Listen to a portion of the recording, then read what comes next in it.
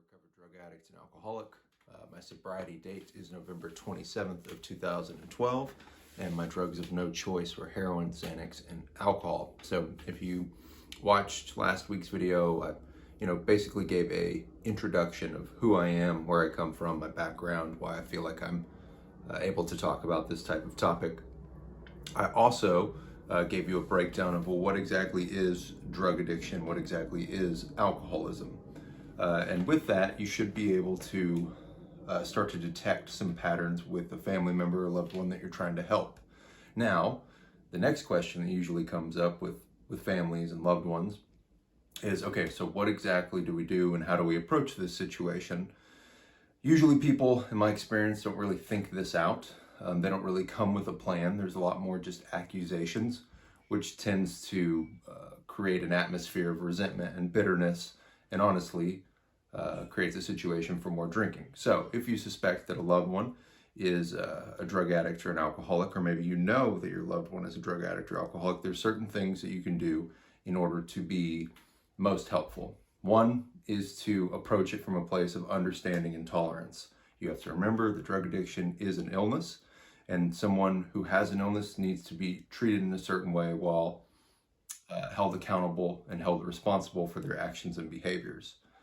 You're going to want to be pragmatic about the whole thing. You're going to want to be objective as possible about the whole thing, and try not to get your feelings involved. Keep in mind that once you begin to hold this person accountable, there's going to be probably a little bit of fight. They will use anything and everything that they can against you, and so it's important to keep that in mind when approaching them. You're going to want to think about a couple things. You're going to want to think about, well, who is going to approach them? You're going to want to think, is it going to be better to do it individually? What is the space that we're going to need to be in? Is it going to need to be a group? Do we need to do something like the television show Intervention, where someone leads it? Or maybe just a singular family member is best to hold the person accountable and have a conversation about drug addiction and about what to do next. Now, something else you're going to want to keep in mind is to come prepared with a plan. In just a second, we'll get into, well, what are our options as far as drug addiction and alcoholism treatment is concerned. The first thing you got to remember, though, is that this person is often going to have a laundry list of excuses as to why they can't go. They're also going to attempt to do something called bargaining. Bargaining is essentially, well, I'm not going to do this, but I'm going to do this instead.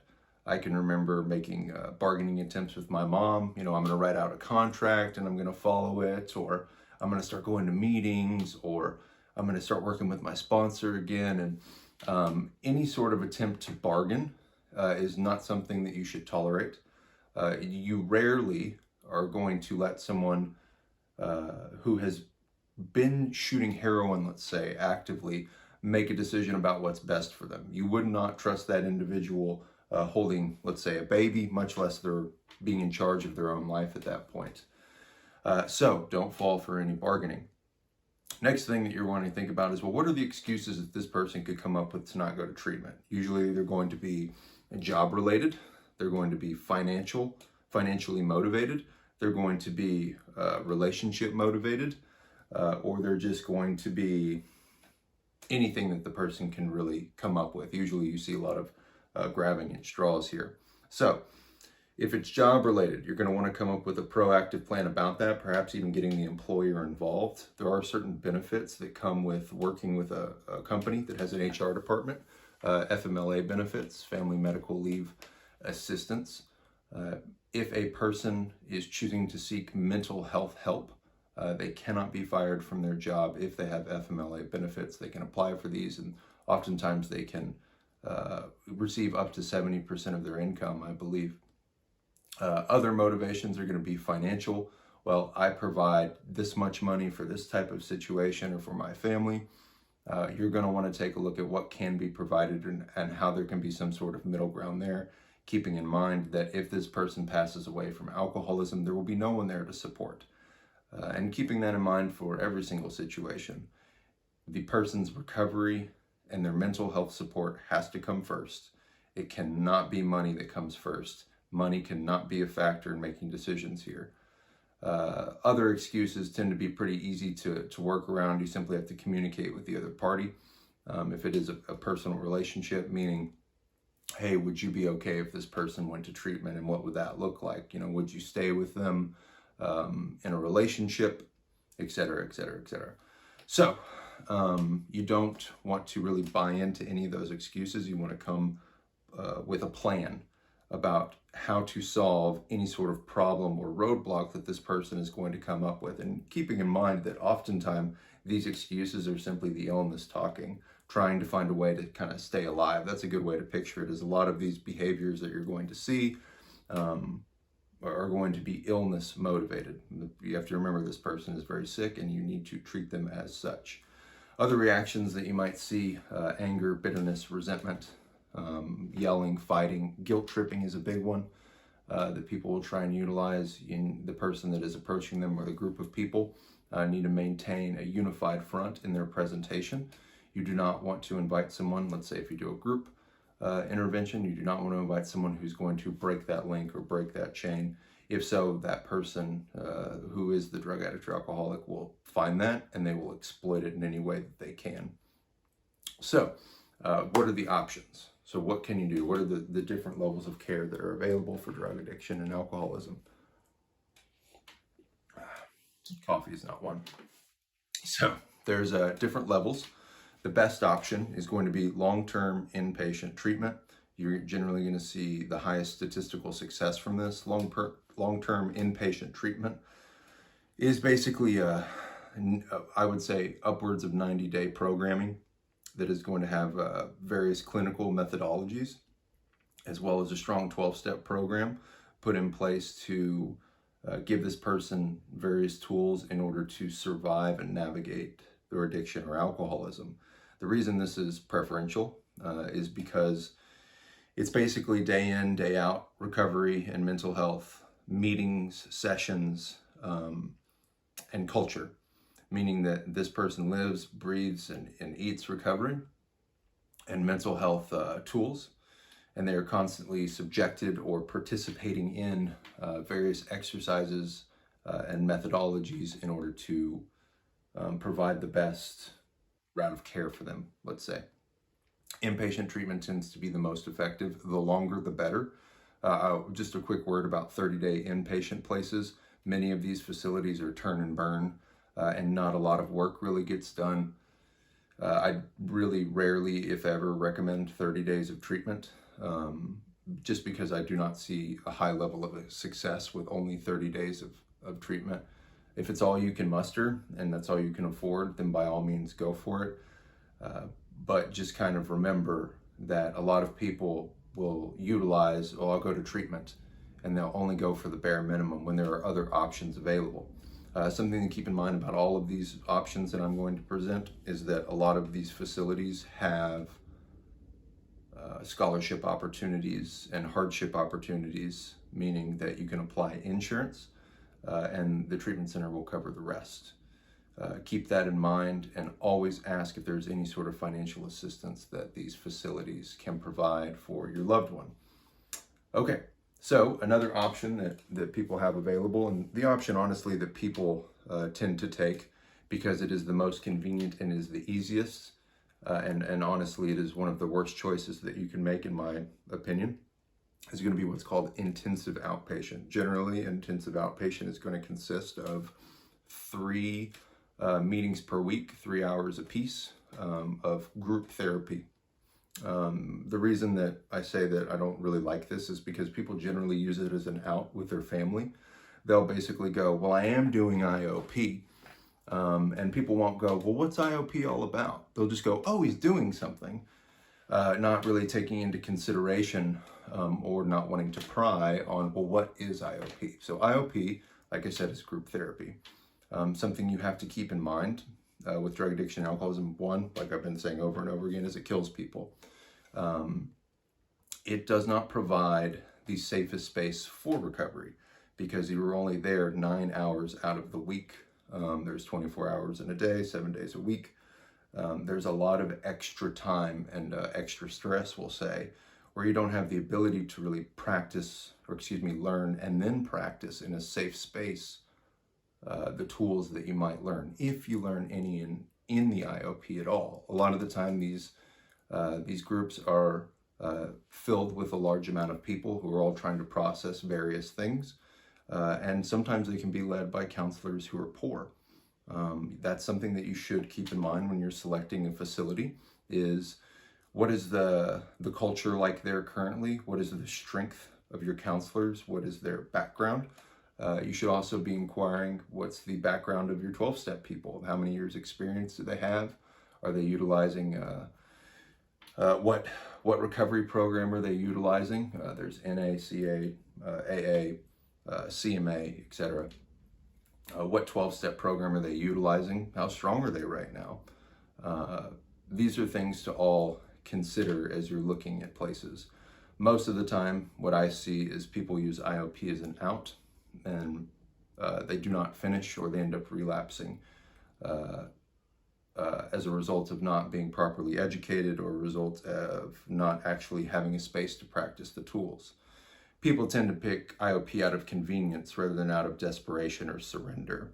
So that is why I'm not typically a fan of it. I am only a fan of IOP if a person has had a long period of really strong sobriety, and they simply stop doing what they're doing. And when I say a long period of sobriety, I'm talking 10 plus years. I'm not talking 6 months or anything like that. As far as I'm concerned, 6 months isn't really a large amount of time of sobriety, comparative to, we'll just say, life, or sometimes even the amount of using. Other options that you're going to have are going to be something called PHP. That means partial hospitalization. Partial hospitalization is essentially you're either allowed to live at a sober living, or and we'll go into that in a second, or at your own home, and several hours out of the day, sometimes upwards of 8, you're bussed over to a treatment center where you participate in the treatment center programming for PHP. I actually do like this one a little bit more than IOP. Provides a higher level of accountability and a lot more space to practice the tools, although you still have those hours where you are left to your own devices. And a lot of the times that's when the illness kind of starts to speak up, is not necessarily when you're in therapy, but when you're all alone, and you have a lot more freedom there. And so I guess if I had to rank order them,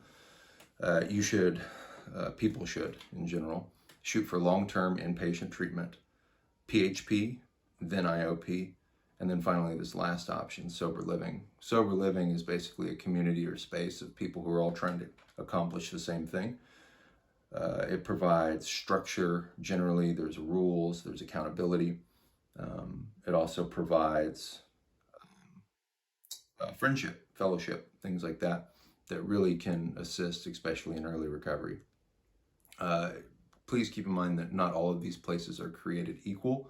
The better ones tend to be high accountability, not just through drug testing or breathalyzers, but having strict rules and lots of structure. Usually they're going to have some sort of prayer meditation in place. They're going to have weekly meeting attendance. They're going to have weekly house meetings, things like that. Don't just shoot for the expensive, do they have really big and nice comfy beds? You have to remember that alcoholism and drug addiction is a very strange illness, and that you rarely treat it with common sense. Usually you're going to use uncommon sense.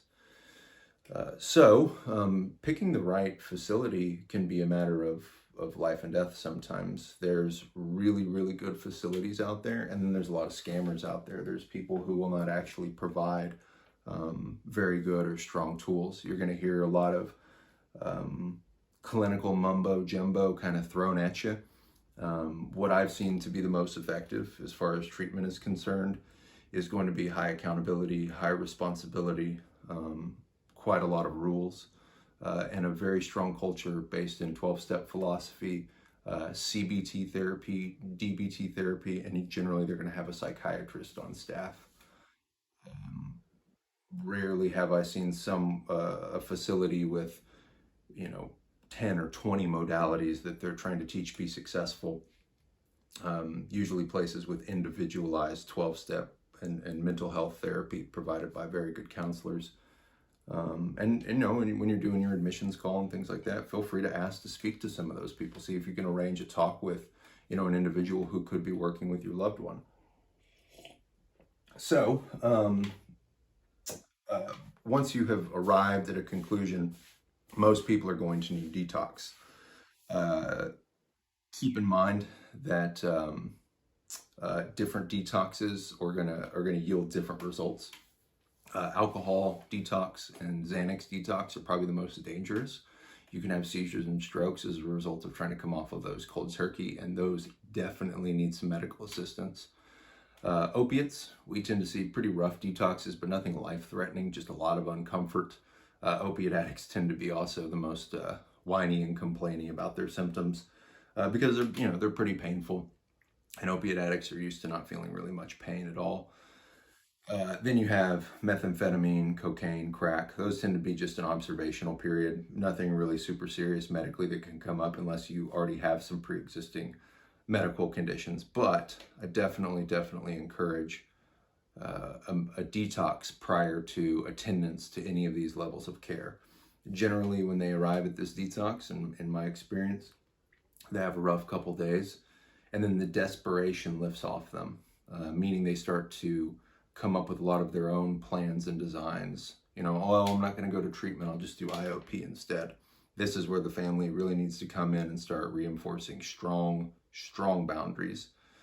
And so what I mean by that, and what we'll get into in subsequent videos, of course, is physical boundaries as well as emotional boundaries. A lot of the time there's physical leverage that can be exerted over the addict or alcoholic that can put them in a position to make better decisions for themselves. And so what I mean by this is the family has to really stop enabling their loved one to do things that they should by all means be able to do for themselves. Another thing that is important for families to know is if someone has already tried something, take that off the table. So let's say they've already come in and done IOP. All right, well, no, we're going to treatment now. Let's say they've come in and done treatment. All right, well, we're going for longer. Basically, if they've had the opportunity and option to change their lives and stop shooting heroin or stop drinking, and they have been unable to do so, scrap that plan. That plan is not effective. Also, I'll remind you guys again, drug addiction and alcoholism kills. And you should not let a drug addict or alcoholic make a decision about what is best for them. You need to be pragmatic, and you need to be very business-minded, very objective. Treat it like a business investment, really. So, with your business investment, you're going to want to, you're going to want to put in boundaries if the person does not meet up to the business arrangement. What these boundaries can look like, I'll just run through a list of them. If you have any control over cell phone, bank account, car insurance, the car itself, where this person is living, their rent, for example, their car insurance, things like that, exert that power and flex that muscle where you can. Meaning, if you do not go to treatment, you will not get this, and this. If you do not go to treatment, we will cut off this, and this. Basically, they'll have to support themselves. If they're going to make a decision that is not in alignment with you, who is paying for something, then you will not support that, and you will not encourage that, and they will have to solve that problem on their own.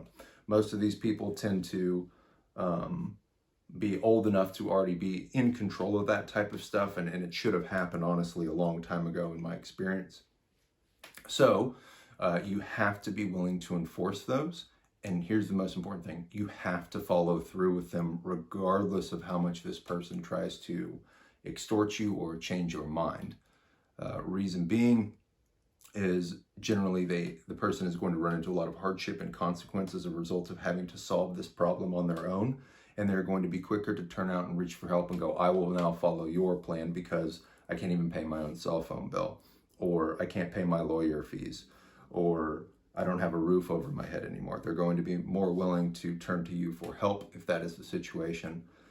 However, they are probably going to go through a period of hardship that might be really difficult for you to watch or experience. And here's the thing, you have to let them have their experience. You have to have them experience consequences. We cannot baby addiction.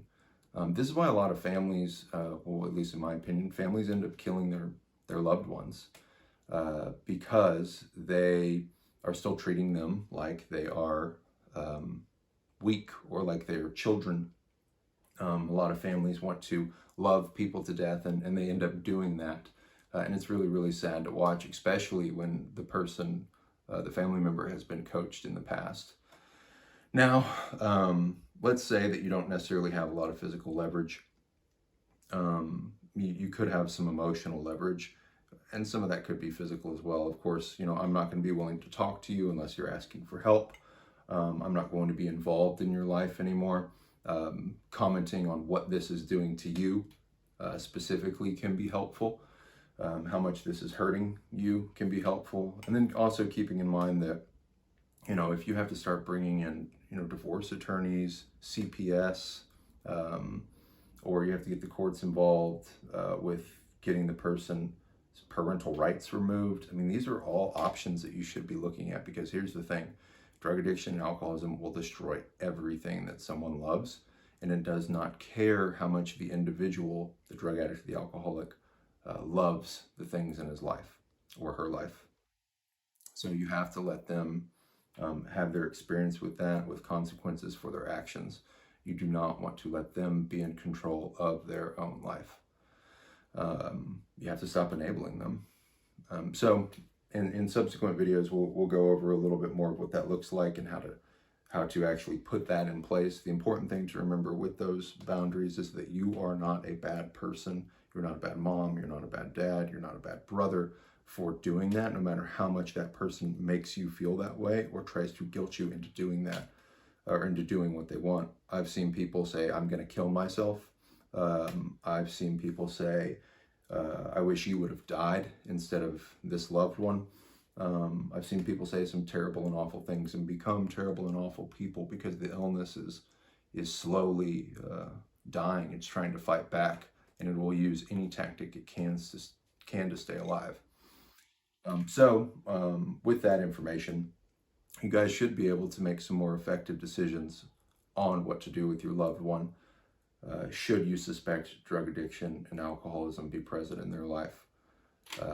So if you have any questions, comments, or you want me to comment on anything else or expand on any other topic, please go ahead and leave a comment, and I will do my best to meet up with your request. Thank you for watching.